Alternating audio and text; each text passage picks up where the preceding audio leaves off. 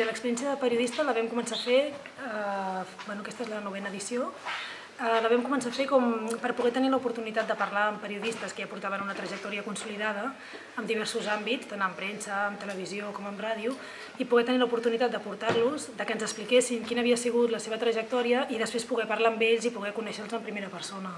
M'ha trencat molts prejudicis dels que tenim els periodistes sobre l'altra banda. Per què? Doncs perquè vaig veure com es prenien les decisions en la cosa pública.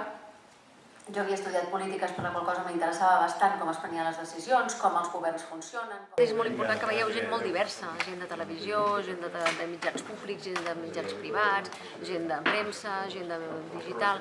Així una mica també podreu moure-us vosaltres sobretot per la vostra formació, per dir, mira, doncs aquella persona que havia estudiat allò, o aquella persona que va dir el més important és que em posi a treballar de seguida perquè això és un ofici. Tot està en crisi, però tot val la pena, saps? Està en crisi. No, hi ha molts mitjans, hi ha molts llocs on fer bon periodisme, i periodisme ben fet per explicar coses que alguna gent no vol que s'expliqui, jo crec que sempre serà necessari. Per tant, no penseu en la crisi, penseu en les oportunitats.